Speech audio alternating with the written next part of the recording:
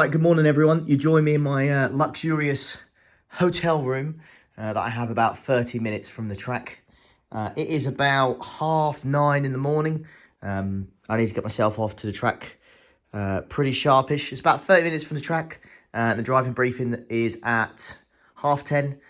Race isn't going to start till about 20 to 5, so it's going to be a long day of waiting around.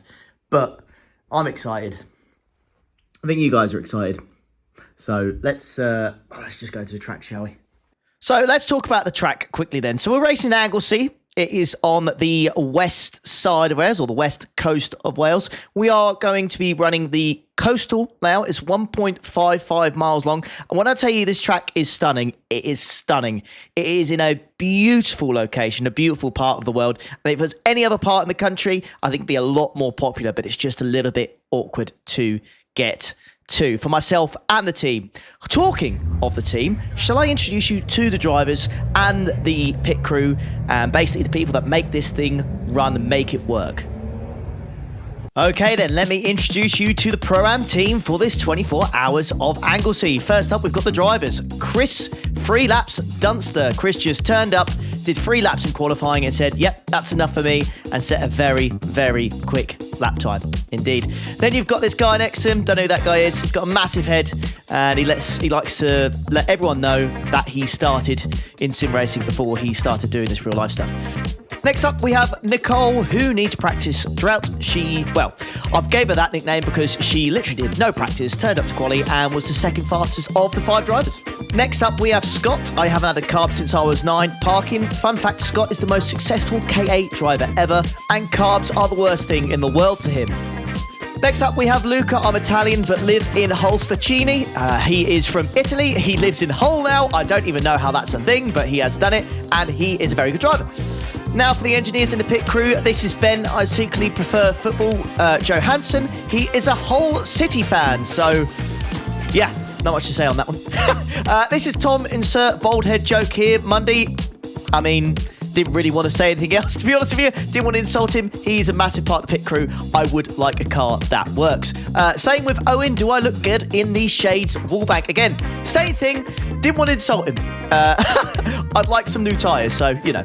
This is Scott. I've made no money this weekend. Thompson, a man who is clearly very upset because we went through tyres like there's no tomorrow. So there is not a chance he has made any money, and he is the team owner of the team. So he has made no money this weekend. Next up, we have Barnaby. I like quick pit stops better. Now, this man will put your harness on you in the car as quick as possible. It's extremely handy when you need those quick pit stops. And then there's Darren. I work in F1. Why am I here, Midgley?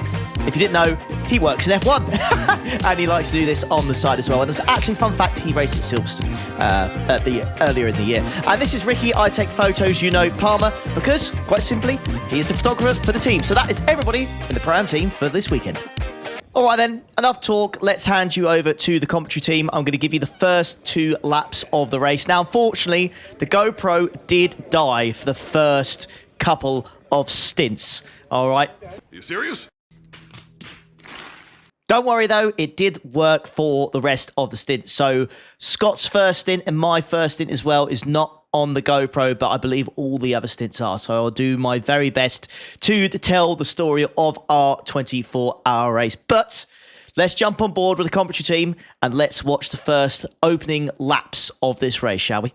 Action the first sort of half an hour or so before it starts to calm down and people start to settle into their race rhythm. Of course, these guys haven't seen the track since yesterday when they did their qualifying session, so it's just going to be a case of getting themselves warmed up as well as the cars. Yeah, absolutely. So with the KAs, we've seen some very close racing over the years, let's put it that way. They are so close, and after 24 hours of racing, there's no telling how close they could be. They could still be absolutely nose to tail, and it's funny how you see a battle at the start of the race and then potentially watch it disperse, and all of a sudden it's back together again come the end of the race. So we've got lots to look forward to. They're picking their way through the final couple of corners. Zach, I'll hand over to you to guide us through the way that they will get underway. Let's bring it on then. Of course, the safety car peels its way in into the pit lane, and they line up 2 by 2 for the rolling start. It is the 65 from the 11th, the front row of the field, the Asetek Motorsport and the 11/10 racing car, and we get underway for 24 long hours of racing. Inside line immediately from the Burton Power racing machine to take second place. That's going to be a fight side by side as they approach turn number 2. Of course, that battle continues. 11/10 on the inside, and of course the Burton Power on the outside, trying to work the long way round of the banking. Nicely done indeed, but so far so good for Asetek as they begin an early lead. Yeah, Milner Racing, they will be biding their time here. Sat there in 4th place, just wanting to work their way into a groove. They can see Burton Power and 11/10 side by side. They're just going to cost each other a little bit of time as they pick their way through Church, and they're now 3 wide. Milner, I said they were biding their time, maybe not, dives to the inside and immediately tries to pick up second place. The 11/10 draw the short straw there and end up falling behind the 2 either side. Burton Power just about hanging on to what would be second place. Will it remain the same by the time we get up towards Rocket? I don't think it will, because Milner Racing are giving it a go all the way around the outside, and it works. Car number 65, Autotech Racing, with Taylor Norton behind the wheel, continuing to lead this race. And it is the 11/10 racing car that did start in second place that's dropped right way down, even further now, potentially down into, 5th place, have really started to lose out. So it is the Milner Racing car, that being car number 46. Who will it be behind the wheel? That'll be Jack Wright behind the wheel in second place now, and then it's Tommy Valentine and Burton Power Racing in third. Yeah, really good start, it must be said, for Burton Power. I mean, immediately got that jump. Of course, they're about to complete their first lap. Asetek able to hold that early lead, but the top 3 beginning to break away from the rest of the bunch. But don't forget, we've got still 23 hours and 58 minutes of racing, and they're racing out there on the first lap as if it's the last for the race lead. The 44 of the Graves Motorsport machine trying to look to the inside of turn 1 of one of their competitors, but no way through for them. Top 3 though, nose to tail, the 46 trying to find its way through the Milner Racing machine. Of course, they started P5, they've made an early start and a very quick start early on, up 3 places into P2, already knocking on the door of the 65 for the win. They are indeed, and just keep an eye throughout the order as we may see further chopping and changing. Try to keep track of the cars further down the order as well as they continue to fight away, but we now may see Jack Wright carve his way into the lead of this race, because he's closing onto the tail of that number 65 machine. Taylor Norton opts to go to the inside to try and defend. Jack Wright will be on the outside. Tommy Valentine in the Burton Power car has got the best seats in the house, but no, Taylor Norton remains in the lead of this race with Jack Wright just up behind. Tommy Valentine pushing on. Pro-Am Racing Scott Parkin is just sat behind, and when you're looking at the Enduro KA results over the previous years, Scott Parkin by far and away is the most successful driver. He's finished first, the top step of the podium 6 times, and has finished second 4 times, and he's only ever finished on the 3rd step once.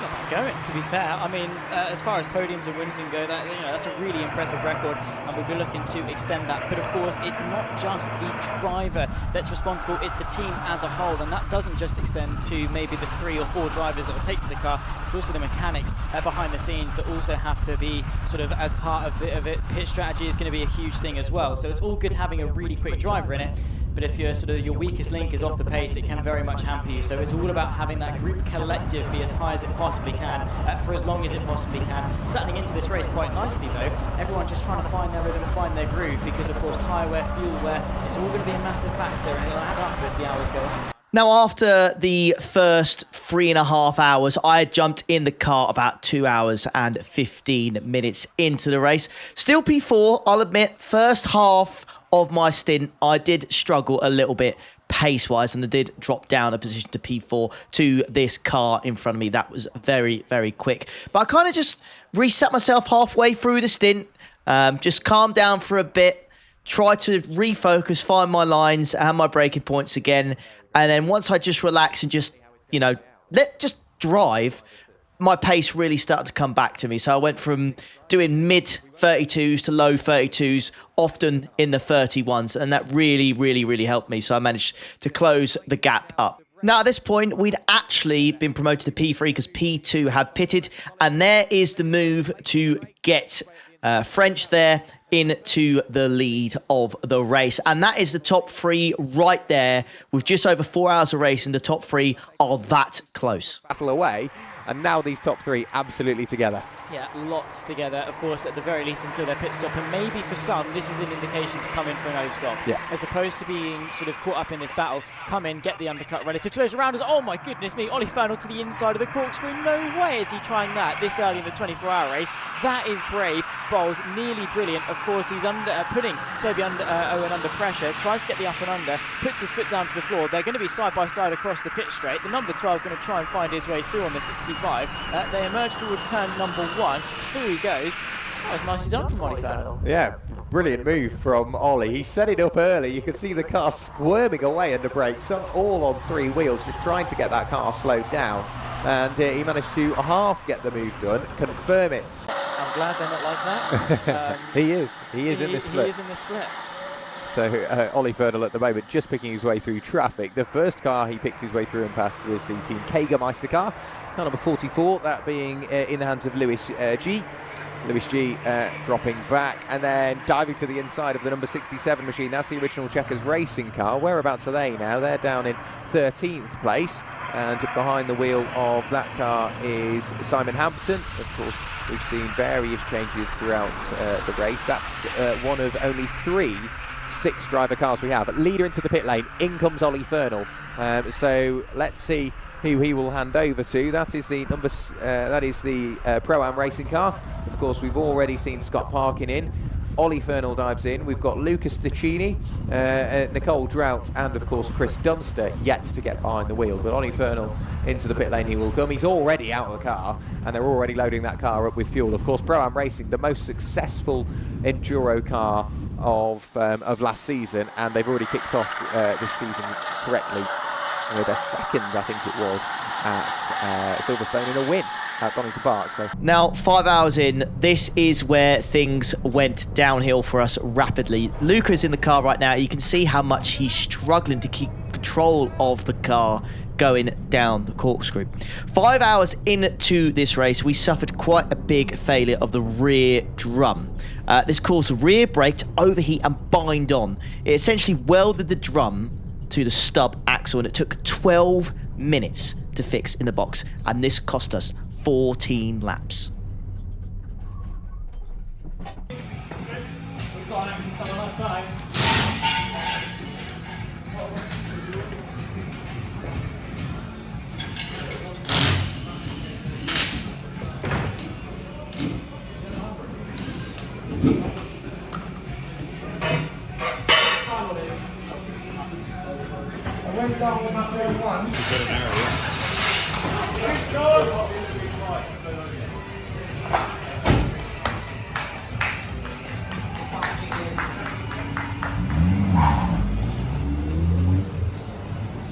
I tell you what, you think getting some damage in the virtual world in sim racing is tough.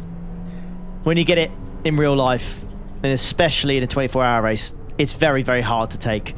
But regardless, we kept our head down, we got back in the car, and we did our thing. Chris was first in the car after we went down to P14. Very quick, absolutely determined, just concentrating on getting the job done, and was making some nice moves. He was doing some flashing, which I quite like, really, because we, well, us iRacers, suppose we love to do that when we're going for moves.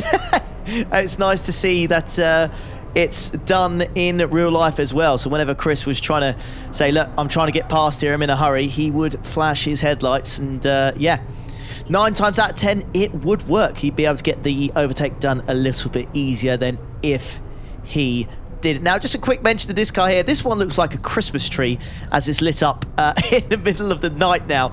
As you can see, it is pretty damn dark out there, boys and girls. So yeah, it's pretty damn dark out there. As Chris once again, little flash of headlights to say, listen, mate, I'm coming through. I need to make up positions. I need to make up positions fast. And just like that, his 2 hour and 15-minute stint was over.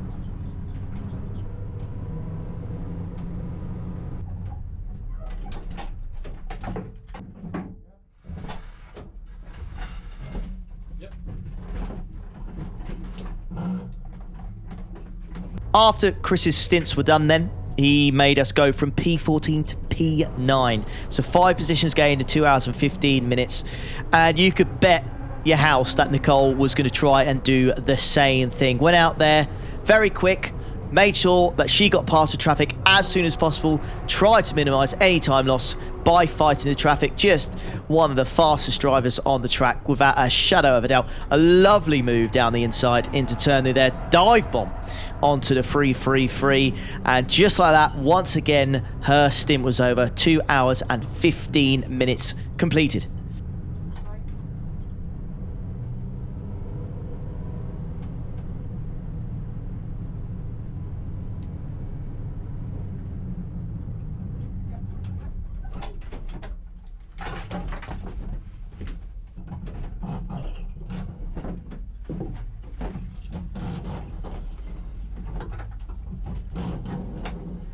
Now it was my turn, and I had some big boots to fill.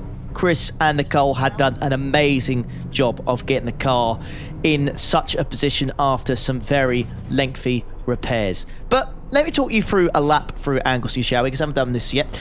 Turn 1 is completely flat out in 3rd gear. No lifting at all required.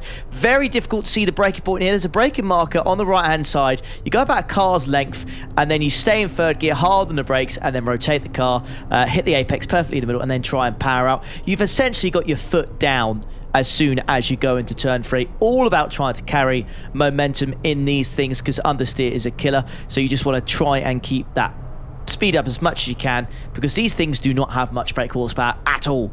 So losing speed can be really detrimental to your lap time. It's not like you could just put your foot down and bam, you've suddenly got all that power to propel you forward. You have hardly anything. Anyways, after the long back straight there, we go into turn 6, a sharp left-hander. Very difficult to judge in the dark. Really difficult indeed. If you do not have a car in front of you, very difficult to manage. Go through turn 8. A tight right-hander there. A little straight before you set yourself up for turn 9. There's a little bit of concrete on the left. Get 2 wheels on the left, and then really chuck that car into turn 9, and you go through this awesome downhill corkscrew section, which is absolutely mega. Dab on the brakes, chuck the thing into the left. You'll go 3 wheels, and then you've got to suddenly chuck the thing to the right as you go through the corkscrew. And then this is the last corner here, and that is a lap of Anglesey. Just a beautiful circuit, honestly. Such fun driving around this place. So a few laps later, I managed to basically catch up with the lead pack. So the car in front of me is the Milner car. Very, very quick car. They are always up there winning races or being on the podium. So as soon as I found this car, I decided to stick behind it. But directly behind me, it was the leader of the race, and the leader of the race was fighting the Milner car. So I was kind of in a perfect position to just watch these two battle it out. Now at the time, I believe I was P6, maybe I moved up to P5 at this point, and there was no point me getting involved in this. It may as well just sit back, use the draft, and try and move forward. But what I will say is that these two fought so much, I think I actually ended up losing time. I was going from mid to high 31s to in the 33s because these two were battling so much for the lead. But it was great fun to watch. Honestly, it was great fun to just be there. As you can see, these two here just trading blows lap after lap, and you can see the leader there goes past Milner through the corkscrew. Great move. Milner not too happy with that, and then Milner retaliates as we go uphill through turn 6, and he's just a little bit slow on the apex there, and I believe the Asetek car, which was the lead car at the time, manages to move back past, but Milner is having absolutely none of it as we go into turn 9. Has got the momentum, goes up the inside of turn 9, and you can see the Asetek car to switch back. So they're going to go side by side down the corkscrew again, but he just decides to back out of it. He's just not going to go for it this one. Milner has a little bit of a slow entry, I've got to be honest there. Maybe got on the brakes a little bit too hard there, and yeah. There you go. There's Asetek trying to get down the inside. Milner defends, and then I've still got the normal racing line, so when I brake, I immediately catch up quite a bit. The distance is basically chopped in half, or so it felt like. And then you can see the Asetek eyeing up an inside move there into turn 9, decides better off it, and backs out, looks for a move on the exit of turn 9 instead. So they're going to go side by side into the corkscrew again. This is brave. This is really, really brave. And Asetek managed to get the move done in front of Milner. And yeah, there's just me just watching it.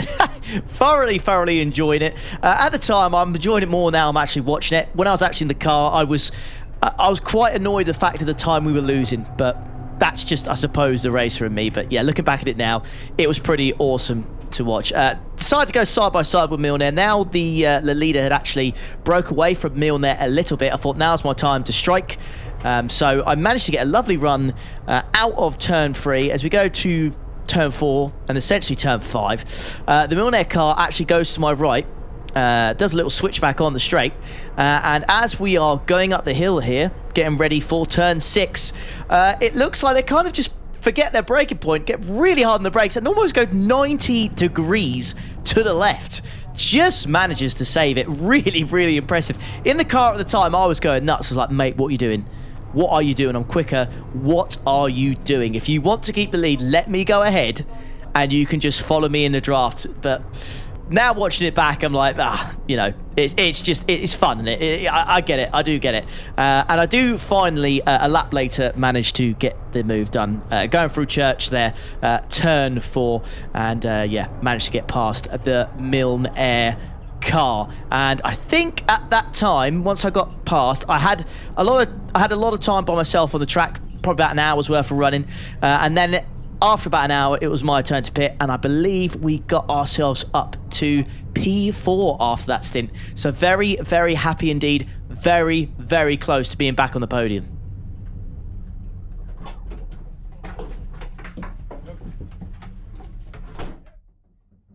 After that stint was done, it was time for Luca to get back in the car. It was about 4 a.m.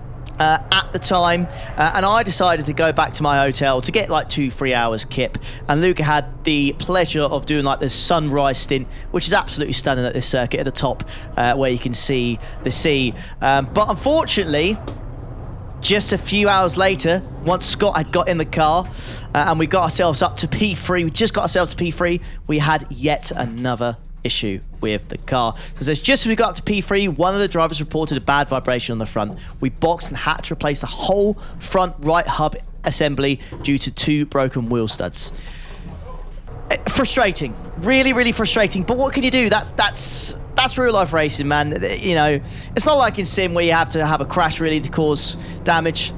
You know, in real life, these things happen. It just wear and tear. There's not much you can do. These are standard KA cars. I don't believe you can have race kind of components. So it's just completely bog standard. So 24 hours here down the corkscrew is just, it's really punishing. So we did our best. We went back out there again after some lengthy repairs.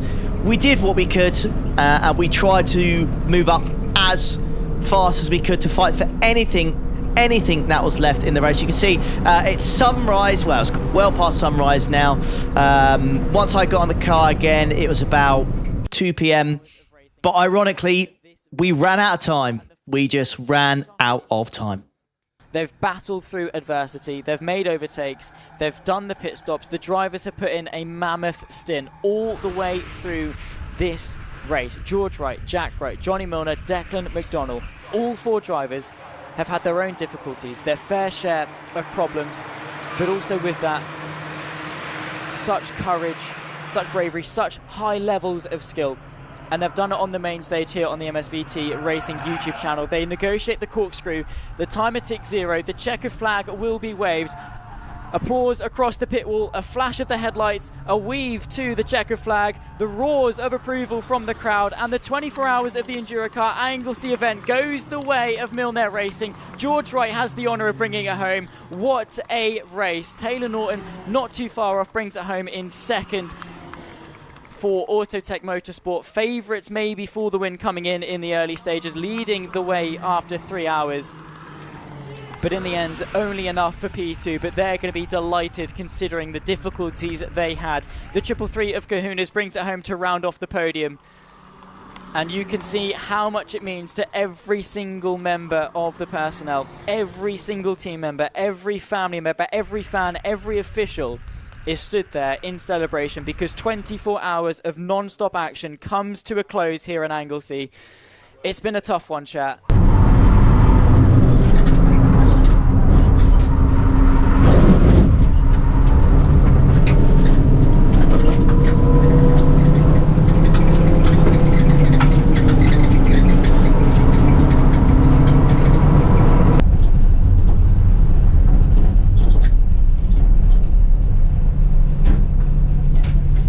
Engine off, yeah?